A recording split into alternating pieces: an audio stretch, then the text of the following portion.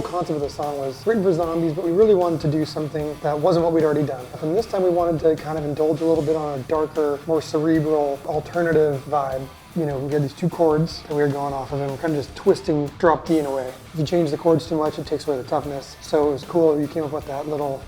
Yeah, I kind of took a page out of Jimmy's book. He always loved those wheedlies, you know, with the Afterlife riff that he wrote. He's always wheedly that shit. So it sounded like a blip in time for the stuff that we've already done, but it was still fresh because it's not something that is our natural inclination. Plus it toughened the song up, I felt too. Instead of like old school bluesy, it was now kind of this modern big metal thing underneath. We wanted to do something dark at the beginning with acoustic guitars or clean guitars. What we ended up with was actually a play on the vocal melody. And the vocal melody didn't come till later, so this intro actually came after the fact. We didn't think there should be too many parts. So let's break down this intro. It's kind of just you playing the vocal melody over some ominous guitars and some noises.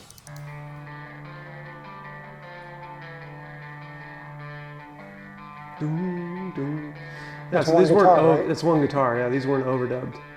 Get the room mic, and here's some ambience.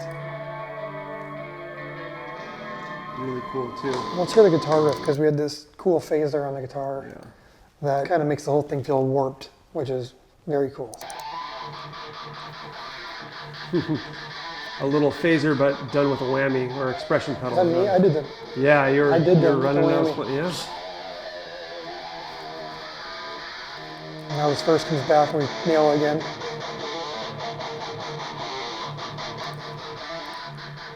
And then for Brooks, we basically told him just to run circles around this beat, you know, because you can play a riff like this over and over and it can get really stale fast. Yeah. I mean, let's bring up these drums. And again, this is one day setup, knocked it out. We were going for that big Led Zeppelin type of feel. A much different drum tone than we were looking for from the stage. Yeah. This is just all about groove. Just all about playing over the beat and just kind of twisting the song up in his own way. Totally. There's a great groove on this. He just keeps the beat moving forward with the ride and the hi-hat. Yeah, da-da-dan, da-da-dan, da-da-dan. It's just, no. So yeah, Brooks was just playing circles around this thing. So here we got, this was actually added later. We had the chorus already. You had written the pre-chorus and the chorus, but we added these kind of sinister, no pun intended, guitars that really made the chorus darker.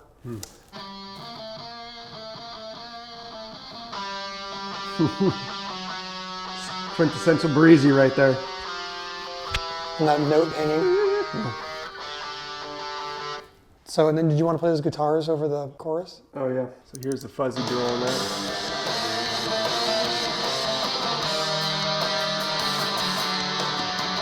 So the original idea that you had was to do duals in there.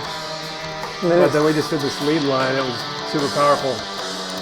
It was actually the duals only sounded good on like the last note. Right. So we added the duals in at the end, and the note by itself was more powerful.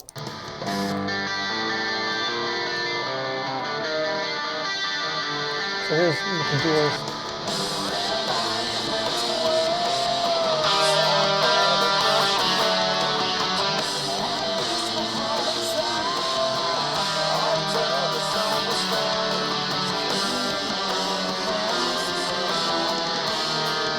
To ring out and get that overtone. Yeah, just adds a little bit of tension, which is cool. As that kind of walks down. On the chorus is one thing we thought was very 90s, was to kind of sing to the CB radio. Yeah. You know, sort of thing. So these harmonies. The sun came out today. Say it too. Yeah, two different things. But that must not have been mixing that. Scarred by the acid stain. On the shelf, a jar that holds my brain. So we sang through the CB radio type contraption that Joe had, and then also a regular vocal mic, so we had a clean take of that so Andy could mix in there whatever his little heart desired. Another thing I want to say about the vocals, you know, we added doubles on every second line, which we can kind of check that out. Only blackness. Only blackness with Only blackness. Only blackness. and reach in there.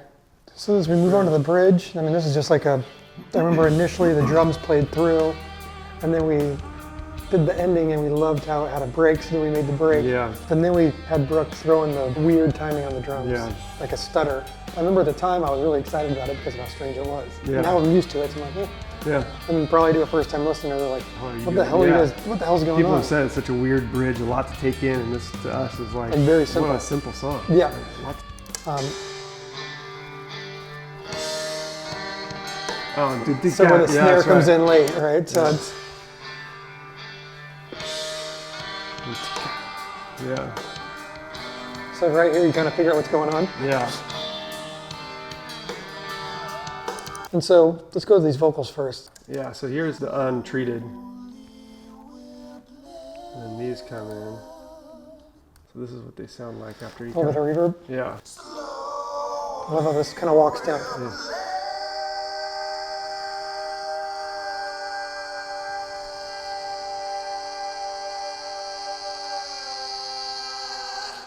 That was Yeah. a weird one because we kept thinking the walk down was going to work the whole time and it didn't. Yeah, we just liked the way it sounded. I mean, the walk down worked technically, but it just felt so like static. Like it was just okay. Of course, had we're a lot gonna more follow it tension. down. Yes.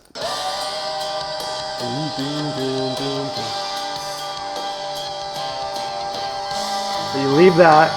Yeah. Yeah. So it does it different times in the guitar. Well, Let's go to the solo because the solo is probably the most unique solo that I've ever heard you do. I mean, you were throwing on different songs and listening for inspiration and something just hit you. And you picked up a guitar in like a completely different way, fingers only, and you made something that part of it sounds like a saxophone. Yeah. People have said, you guys use a saxophone in that song? It's just crazy. yeah. It's kind of one of those things where the middle of this song has this bridge that takes you to left field. Then it's got a drum part that throws you off. And then not only that, you can't even feel the Sin the sax player comes yeah, in you can't even feel the fucking your world. normalcy of a normal guitar solo. Then the Yeah. guitar starts doing this thing, and but once you get into it, it's just nice to hear something different Yeah. and interesting. You want to play it and solo it up.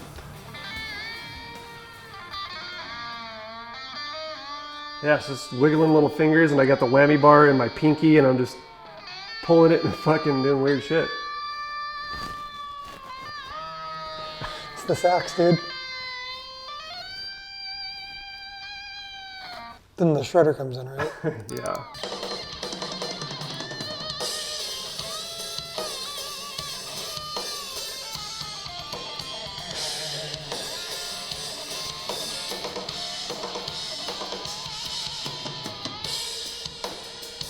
And this is like a great example of you don't overthink this stuff. You don't write it out before. Right. You let Brooks do what he's gonna do, you get some great fills, and then you go in there and you work off him. You wanna write a great song, but then when you get in the studio, see what happens. Yeah. Because you're gonna get cool moments. Yeah. That's one thing that we do so much better than we used to. Totally. Before it was every single thing was planned out, and now you have moments like that where that's just like jamming. That's just music at its most primal form. Yeah. Just like, what are you doing? I'm playing off that, Right. and you just go with it. Yeah. All right, and then we got the final chorus guy. Defeating all the voices in my head. And one thing I like about Joe is, he'll let the microphone overdrive. He'll let it start Yeah. crackling up, and I think that's fun. Yeah, it's got kind of that old school compression the Beach Boys and stuff used to have, and certainly like some 90s bands and stuff where it was just like natural distortion happening on top of it, but not too affected. But you weren't like, oh, we got to bring that back. It's got to be so shimmery and clean and perfect and all that kind of shit. Just lets it fucking go in and out of madness. And the last trick is the bass note at the end, Yeah. which is kind of like more Beatles trick, right? Yeah. Or a Paul McCartney trick.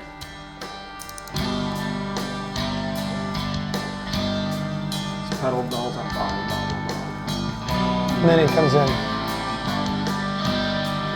It stays on that note, so they go up. Then he hits it. So it's like pure tension the whole time, and then he resolves. And it's interesting because the first time we don't do that at all.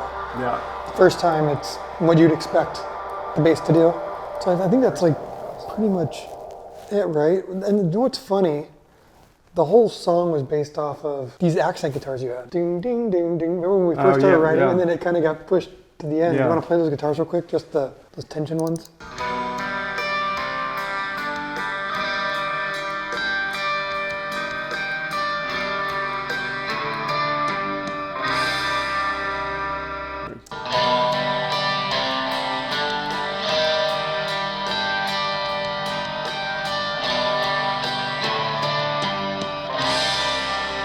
How many tracks of guitars is that?